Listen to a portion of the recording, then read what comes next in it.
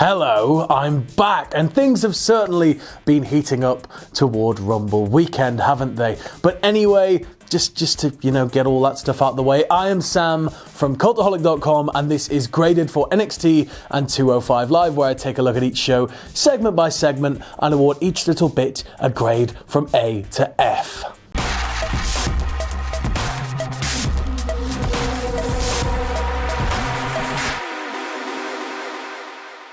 And as my tie always suggests, and as we always do, we kick things off with 205 Live, which is now moved to Tuesday night. But yeah, no, we're just going to still do it on the same day, because otherwise it's just going to be so much more work for me. So 205 Live, and we kick things straight off with Lio Rush coming to the ring for his match against Lince Dorado. Lio gets on the mic though, and he welcomes us all to Lio 5 Live. He tells us that Lince Dorado ruined his shot at being a part of that four-way for the title in the Rumble, so he's basically taken the title off him, and right now, because of that, he's going to feel the rush. Lince comes out, but he comes out with the other members of Lucha House Party and Penelope, obviously, because that's just what they do these days. They come down to the ring and Lio kicks off. He says that they need to go to the back because Lince Dorado is too scared to face him one-on-one. He knows he couldn't beat him one-on-one. So being fair, sporting chaps, Lucha House Party take themselves to the back, leaving Lince alone in the ring, and as he's waving to them, go like, "Bye, see you later, guys." Lio Rush jumps in from behind and starts laying in the strikes. Lince keeps almost getting the upper hand, but Lio Rush's aggression in this match is the key to everything. He's just so pissed off that nothing is going to stop him. There's a really nice moment quite early on in the match where Lince just can't get past Rush. Rush gets in his face, calls him a piece of crap, and just demands that he looks in his eyes. Lince then finally gains the upper hand with a tilt-a-whirl before attempting a shooting star press, but Lio Rush rolls out of the way and spills to the outside. Well, I say outside, I mean apron. Rush is then able to hurl Lince to the floor proper and hits him with a moonsault, and it looked horrible. Rush then attempts cover after cover, but he can't put him away. Lince tries to mount a comeback to no avail, and then Rush gets him in the corner, controls him there, and just starts stomping a mud hole. After a while on the mat, Lince manages to get on the front foot again, and he goes for the golden rewind, only for Rush to reverse it, and he starts laying in horrible strikes. It's all getting quite uncomfortable because Lio Rush is so aggressive.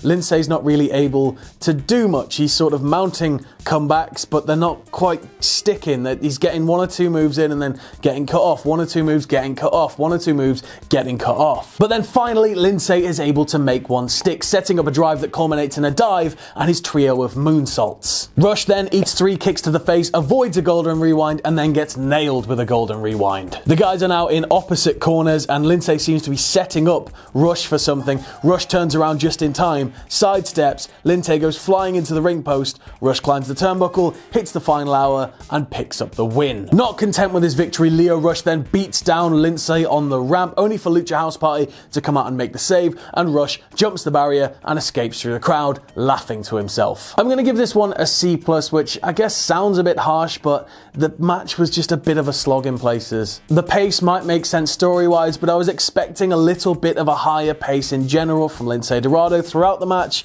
and I guess at least Rush looks like a horrible, contemptible little heel, and he's a really good little motor mouth heel as well, so, that's a positive to take from it. We then go backstage to an interview segment, and Noam Dar says that Tony Nese is not better than everybody like he thinks. Nese then walks into frame and tells Dar that he only got lucky. He is the superior athlete, not Dar. Dar keeps reinforcing though that he won fair and square, and Tony Boy asks for a rematch to break their 1-1 draw. We then keep it backstage and we go to Drake Maverick, who is talking to a referee, and he tells the referee that he's going to have to take care of the main event tonight because himself, Drake Maverick, he's going to be preoccupied with Lince in the medical office, if you know what I mean.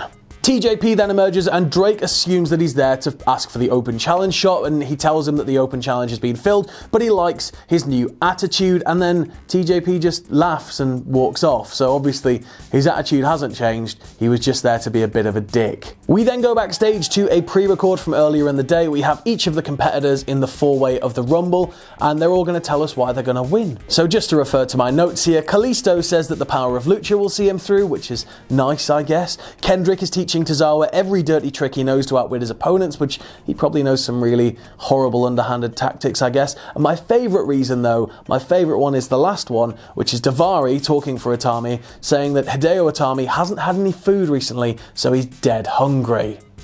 We then go to the ring for tonight's main event, which is Buddy Murphy's open challenge. So Buddy Murphy versus mystery opponent. So Champ out first, as is tradition, I guess, in these sort of mystery man matches. He gets on the mic, he demands respect from the crowd, he says he's going to win at the Rumble, he tells them to stop watting him, all the basic heel shtick, and then he demands to see his opponent. And that opponent is Humberto Carrillo, our boy from NXT. He's finally in the big leagues. He might not look like much to anybody that's not been watching NXT, but trust me, he's incredible. He's also from a wrestling family back in Mexico, with his uncle being the late great Hector Garza. Probably in terms of American audiences and us, the British audience, you probably remember him most from WCW. Murphy gains the upper hand quite early, running his mouth in the process, but despite that, the pair keep breaking and coming back together quite fairly and sportingly. We then have lucha reversal after lucha reversal, and finally Carrillo has the upper hand. There are a couple of sketchy little kick ducks from Murphy that weren't, answered with any kicks. He just sort of ducked for no reason, which I guess was a miscommunication, but eventually Carrillo drives Murphy into the corner and then extends the hand to help him up. Carrillo then busts out a lot of lucha stuff, avoiding a hell of a lot of abuse from Murphy in the process. This all comes to an end, however, when Murphy picks him up and drives him head first into the steel lip at the bottom of the entrance ramp. By the time we get back in the ring, Murphy is once again physically dominating, laying in the strikes and trying to take it to the ground. There's a lot of back and forth, with Carrillo going for this massive missile dropkick to the back of Murphy's head, but he still can't put him away, and desperation really seems to be starting to set in for him. There's then a superplex attempt from Carrillo, which Murphy keeps cutting off, and then Murphy hits a sit-out powerbomb, but he can't put Carrillo away. There's then a really weird segment of the match that comes next, with Murphy going up and over and landing funny during a reversal, and then the referee gets over, he strips his knee away, and he looks seriously hurt. A second referee then gets involved. Murphy's really selling the pain of this knee injury, and Carrillo starts thinking obviously the match is obviously over, it's going to end. The referee keeps backing him off into a corner, and so he starts applauding Murphy out of pure sportsmanship. He turns his back, however, Murphy gets up, runs across the ring, and kicks the living piss out of him. It was all a massive ruse. Carrillo, though, is full of anger now that he's been made a bit of a fool of. He tries for a roll-up, doesn't get it, and then just decides to send Murphy flying over the announce table. Back in the ring, Carrillo goes to come off the top. Murphy connects with a kick, hits Murphy's Law, picks up the 3. Buddy Murphy picks up the win, and I'm going to give this one an A-. Carrillo got a hell of a showing. Murphy looks as wily as ever going into the Rumble. Everybody wins in this one. Overall, I'm going to give this week's episode of 205 Live a B. It was pretty simple, pretty straightforward, pretty easy to watch, but it was full of strong moments, particularly in the main event. Really looking forward to next week's triple threat between all of the competitors that aren't Buddy Murphy in the Royal Rumble match, and I'm really hoping that we get to see a little bit more of Humberto Carrillo. But enough of that, let's move on to NXT. Lovely tide change, and we kick things off straight away in NXT this week with a match, and it's the Street Profits versus the Metro Brothers. Ford starts off strong, tagging in Dawkins after beating down Metro 1 and avoiding his attacks. Dawkins takes it to Metro 2, and then Ford's like, I want a piece of that, these guys are really weak. And then he tags him in, and he hits a mammoth frog splash, and he picks up the win. Yay! But then after the bell, the Forgotten Sons come out and they beat down the Street Profits while they're celebrating. It's a super quick squash of a match, and again, as I always say, with it being a squash, I can't grade it the same way that I would grade a regular match. And it was just a little bit too one-sided for my liking. It was like a proper squash, but Street Profits look strong, Metro Brothers look a bit weak. Forgotten Sons, they seem like a credible threat in the tag division, which again, as I always say, we need more credible threats in the tag division. So yeah, and a weird thing, Cutler on the ramp as he's walking out at the end looked a lot like a younger Triple H. We then go straight backstage where Matt Riddle and Keith Lee are being interviewed. Will Riddle be there at ringside tonight in the main event cheering on his friend Keith Lee against Kassius Ohno? No, he won't. He's not been medically cleared, so Keith's taking him on alone. He does say, though, that he hopes that Keith leaves something for him so that he can have a bit of fun once he's medically cleared to wrestle. We then cut to a back room of a vape shop or something where Aleister Black is just sort of stood there and there's all this smoke around him and he's addressing the champion, Tommaso Ciampa. The days of NXT TakeOver Phoenix are at hand and everybody and their dog knows that Aleister Black is going to walk out the champion, but he can't wait until Phoenix. He wants to have a match next week, so he challenges him right then and there. We then go back to the ring for Bianca Belair's in-ring segment. Belair says that the whole world is on notice. They know that they can't keep her down after she sent Nikki Cross packing. 2019 is her year. She runs down Shayna and the Horsewomen. She says that her undefeated streak is going to continue into Phoenix and that she will be NXT Women's Champion. Shayna then appears with Duke and Shafir, and she says that while Bianca Belair might be the fastest and strongest female competitor that the Performance Center has ever produced, she's not the smartest. Shayna says it doesn't matter how big and strong her arms are because she's going to tear them off at TakeOver. Shayna then says Belair is the same as everybody else. They'll run their mouths, but they're too scared to put their money where their mouth is. Nobody is willing to really give Shayna Baszler a fight. She then continues to say she's going to change Belair's vocabulary from undefeated to overrated, and this got a big reaction from the crowd at Full Sail. There were dueling chants, but overrated was by far and away louder than undefeated. Belair then looks to the Horsewomen and Shayna pushes them back. She says these women are the least of your worries, and as she turns back around, Belair slaps her. And it was a clean slap because it sounded loud as hell. And then without thought, she dives straight out the ring, straight up the ramp, because obviously the Horsewoman and Shayna are like, did she just do that? I'm going to give this one an A-. It did absolutely everything it needed to do. It made me really excited about the match. I can't wait to see what's going to happen. But the only reason it's getting an A- is because Shayna, I love you to pieces. I absolutely love you to pieces. You're one of my favorite wrestlers currently wrestling in WWE. But you gotta get mean. You sound too nice. Sound far too nice when you're delivering heel promos, and sometimes it works in a sort of weird, twisted way.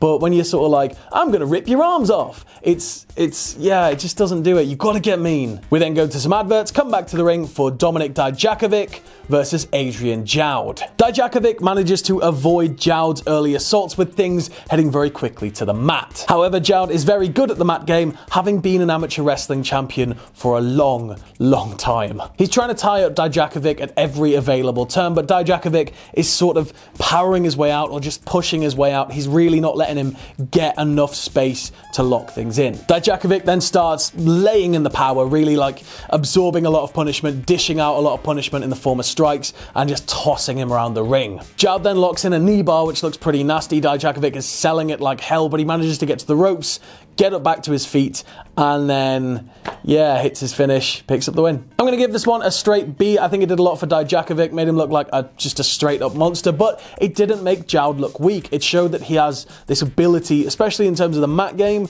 He's quite dangerous, so it's going to be interesting to see where both these men go, but I'm quite excited to see what the future holds for Adrian Jaoude. We then go to more adverts and come back, and it is Johnny Gargano versus Humberto Carrillo. He's pulling double duty, lads. Get in. Gargano straight away is trying to take him straight to the mat, but Carrillo's abilities in the lucha department and reversals are allowing him to get out of quite a lot of it. Carrillo then exhibits his high-flying abilities quite early on, dumping Gargano to the outside, hitting a dive, and then going for something, and Gargano cuts him off on the apron. There's then a lot of back and forth, with Carrillo seeming to actually get the upper hand. It's like Johnny wasn't quite ready or didn't quite know what challenge was in store for him. Gargano then spills to the outside, and he eats a dive and a missile dropkick. Back in the ring, Carrillo hits a standing moonsault, but he still can't pick up the win. Gargano then cuts off a proper moonsault attempt with his feet. He connects with a super kick, and then he lawn darts Carrillo into the bottom turnbuckle before hitting a slingshot DDT to pick up the win. Gargano then calls out Ricochet on the ringside camera as his music's playing,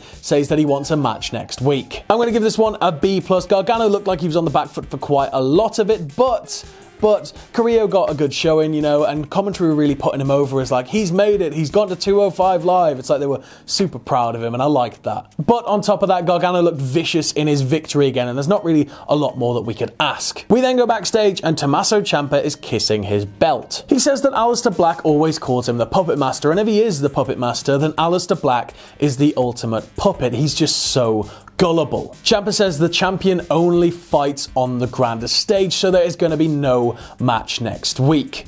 But he tells Black to be careful what he wishes for. And then we go back to the ring for tonight's main event, which is Keith Lee versus Kassius Ohno. We kick this match off with a massive lie from Nigel McGuinness, who says if you Google Wrestling Genius, the first thing that comes up is Kassius Ohno. It's just not true. It's not true, because the first thing that comes up is Genius.com's wrestling section. The second thing that comes up is Lanny Poffo. So you're just a massive liar, Nigel. Massive liar. Keith Lee proves to be pretty much immovable in the opening segment of this match. Ohno then peels to the outside. Lee looks like he's going to hit this massive dive, but he stops himself short as Ohno is already halfway up the ramp. The second he's back in the ring though, Lee lays in the strikes and hits a huge back body drop. And can we please just address something now, and that is the whoop whoop chants. They are Marty Scurll chants. Why is everybody chanting them at every match ever? Like Marty Scurll, that's the whoop whoop. Just chant it at Marty Scurll matches, please stop it. Ohno then seems to be climbing out of hell. He lays in a series of strikes and holds on Lee, and he really seems to be taking it to him. After a lot of back and forth, Ohno then attempts a senton, which Lee cuts off with his knees. Lee then mounts a massive comeback, culminating in his signature slingshot crossbody. The pair then stand off face to face, with the crowd going absolutely wild, and then Keith Lee hits a pounce that sends Kassius Ohno flying to the other side of the ring. Ohno then pushes Lee into the referee, initiating a ref bump. Ref peels off to the other corner, to recuperate. He hits Lee with this massive low blow and picks up the win. As soon as the bell rings to signify the finish of the match, Matt Riddle is sprinting straight down while being held back by security. He's gonna go after Ohno. Ohno peels out the ring and manages to escape just in time. I'm gonna give this one a B+. It just made Keith Lee look like an absolute machine. And again, it's proof that big man versus big man matches can work so long as you've got the right opponents in this day and age. Ohno looks really good as a desperate heel that will do anything to win, and I can't wait to see the final blow-off match between him and Matt Riddle, because there's now many more layers to the story. And now for my final overall grade for NXT this week, I'm going to give it a B+. It did well to squeeze so much in 2 weeks out from TakeOver. The Ohno Riddle setup was nice, the Shayna Belair stuff just got me really excited, and the Forgotten Sons are still bubbling away in the tag division, looking like a credible threat, so yeah, good episode of NXT. But this has been Graded. I've been Sam from Cultaholic.com. You can follow me on Twitter here. You can follow all of us at Cultaholic. If you like what we do here at Cultaholic, you can check us out on Patreon. That's patreon.com/Cultaholic. And no matter what you do, don't ever forget to hit subscribe and join us.